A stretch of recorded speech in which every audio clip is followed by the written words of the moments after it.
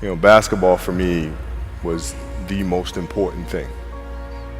So everything I saw, whether it was TV shows, whether it was books I read, people I talked to, everything was done to try to learn how to become a better basketball player. Everything. And so when you have that point of view, then literally the world becomes your library to help you to become better at your craft.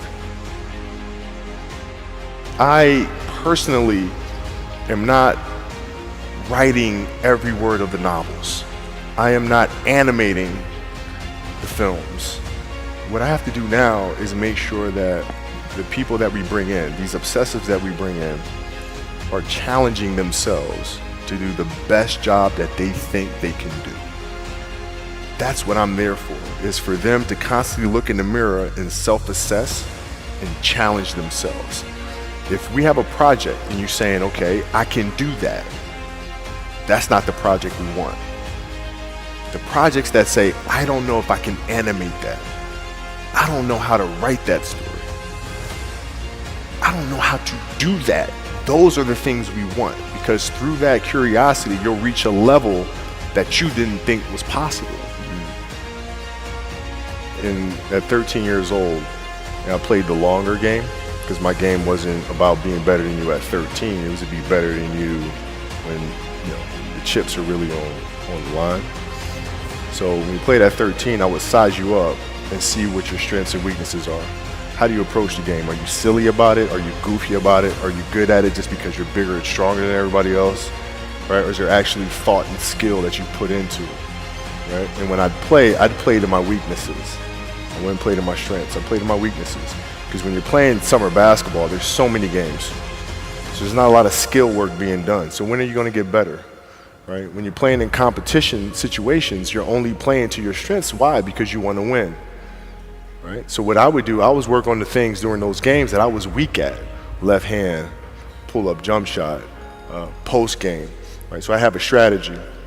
And so then fast forward to when I'm 17, and my game is completely well-rounded, and that player at 13 that I saw at 13 is still doing the same shit at 17, now you got a problem. In the NBA, it was actually easier, because what I found in the NBA is a lot of guys played for financial stability. And when they came to the NBA, they got that financial stability, so therefore the passion and the work ethic and the obsessiveness was gone. And then you had the players that had that passion but weren't willing to commit their entire lives to doing that, right? It's a choice. Right? You have other things, you have family, you have all these other things that you have to do. The game can't really be your number one priority. And the people that love you, like friends and family, like they know that about you. Got it. So they let you be you.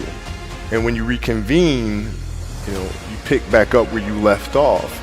But make no mistake about it, everything in between is lost, right? So those long-term relationships, the commitment of time of, like I see a lot of players take vacations with other players that are close friends.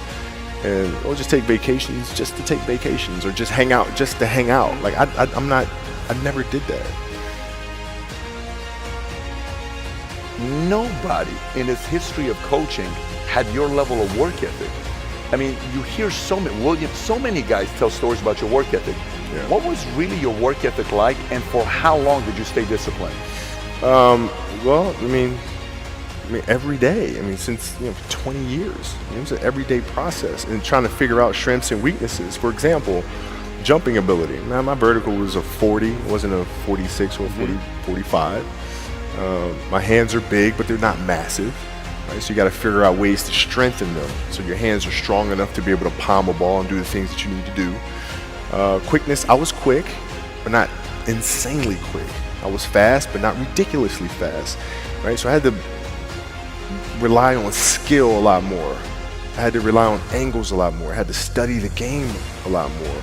But I enjoyed it though. So like from the time I can't remember when I started watching the game, I studied the game, and it just never changed.